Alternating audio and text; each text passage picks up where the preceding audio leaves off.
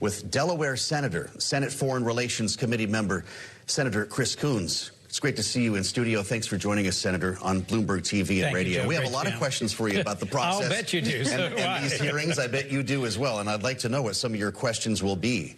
But to start off with your reaction to this move by the White House, this solution, if you will. Some are suggesting that Mike Waltz failed up. Should he have been fired? Look, who I think should be fired is Secretary Hegseth, because at the end of the day, he's the one who has repeatedly misused critical classified information, added various people to different signal chats and chains, and hasn't faced any accountability for that. So they got the wrong guy? That's partly my view, yes. And I do think that 100 days into this administration, our relations with most of our core allies have been strained and tested by the tariffs, by some of the unexpected threats from President Trump. As I've met with representatives of partner and allied countries, they say he's threatening Greenland, he's threatening the Panama Canal, he's threatening Canada. What's going to come next? So I do think that Mike Waltz, if confirmed to be UN ambassador, will have his hands full.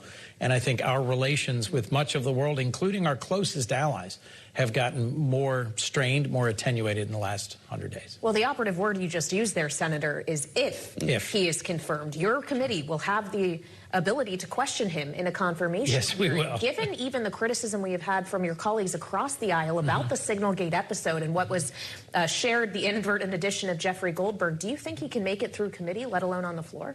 We'll see. He certainly had his critics in the Republican caucus as well as in the Democratic caucus. He didn't have all that much time to serve as National Security Advisor. Look, this is repeating a pattern from the first Trump administration where there's a lot of shifts in personnel, a lot of changes, a lot of people in acting roles. Elise Stefanik, as you know, was nominated to be the UN ambassador, then pulled out because the margin Republicans have in the House is so tight. And they don't know whether they can yet pass their big, beautiful bill, as Donald Trump describes it, to slash taxes and also cut Medicaid and cut other critical social programs here in the United States. So 100 days in, President Trump hasn't kept key promises to reduce prices, to solve the war in Ukraine on day one, and we're already seeing central figures in his administration moving around in the deck chairs. On April 16th, you demanded information from the White House about the contents of that signal chat and the circumstances surrounding it. Did you hear back? Do you have that information? Okay. Nope. Will this hearing bring it forth? It's certainly an opportunity to press for answers.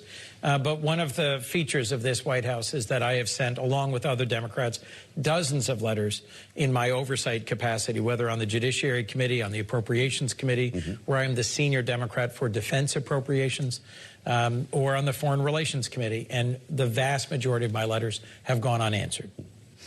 Well, we'll see if you can get some answers when this confirmation hearing ultimately is set. I also want to ask you about the other individual who is involved in this movement here, and that is Marco Rubio, adding now another job to what was already becoming a pretty long list. You confirmed him. You cast a vote to confirm him as Secretary of State of the United States. Now he is also USAID administrator, archivist, and apparently acting national security advisor. Is that too much for one man? He may have his talent and experience, but that is way too much for any one person, particularly given the ways that the chaos that Trump causes in our international relations keeps propagating outwards. So Secretary Rubio's got more and more on his hands.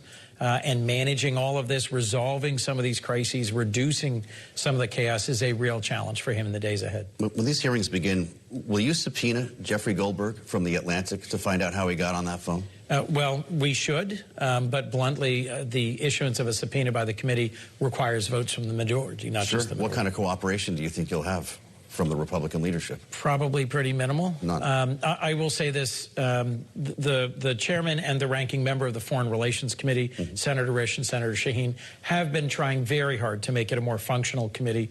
Relations under the previous Democratic chair really broke down almost completely with Senator Risch, and they've been making some progress on that.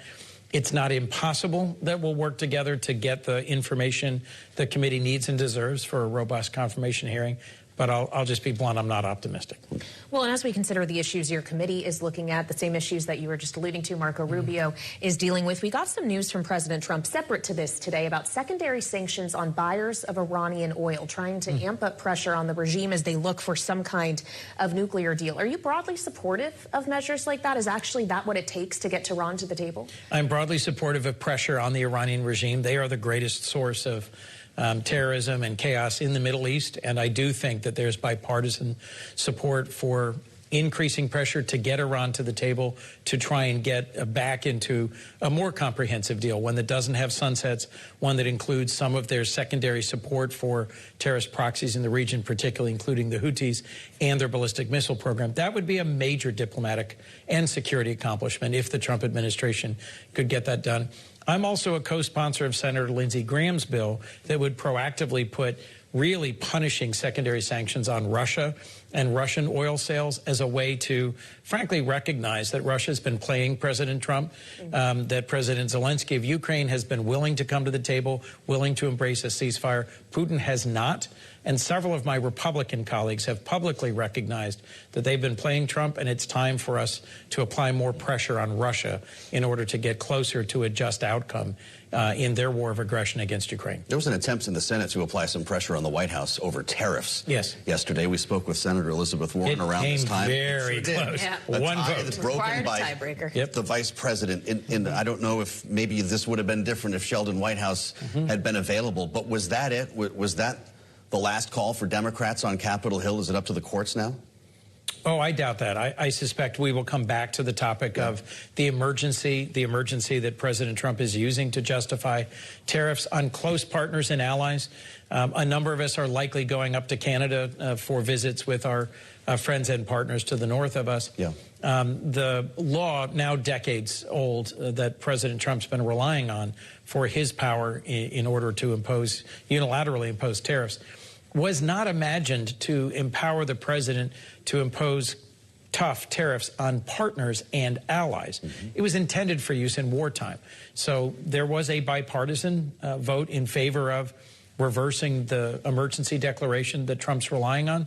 I don't think we've seen the last of our efforts to reverse that. Well, and when we consider the impact tariffs are having on American $1 million these tariffs. The president, though, contended yesterday that his tariff policy actually hasn't kicked in yet. The stock market we are experiencing, the economy we are experiencing, is still Joe Biden's. What is your answer to that? That is just flat out ridiculous. He tried to take credit for positives in the stock market before he was elected, and frankly, he needs to take responsibility for his impacts on the stock market, on consumer confidence, on growth in the economy, on the costs that average Americans are facing. He promised he would make America affordable on, what was it, day one. Now we're past day 100, and nothing's going down except the stock market. The price of eggs is up. The price of gas is up. The price of the common things that folks are concerned about, from prescription drugs to housing, has gone up, not down. And that's because of his decisions. I know you love a yes or no question, Senator. To get back to where we started, are you prepared to vote no on the nomination of Michael Waltz as UN ambassador? I may very well vote no. I will keep an open mind. It is my job in a confirmation hearing to ask fair and reasonable questions, to keep an open mind and be willing to work across the aisle. But right now, I've got a lot of questions about his continued use of Signal, about Signalgate and how this has happened, and about how seriously he takes handling highly classified national security information. All right. Well, thank you for answering our questions tonight, Senator. We appreciate your time. That's the Democratic Senator Chris Coons.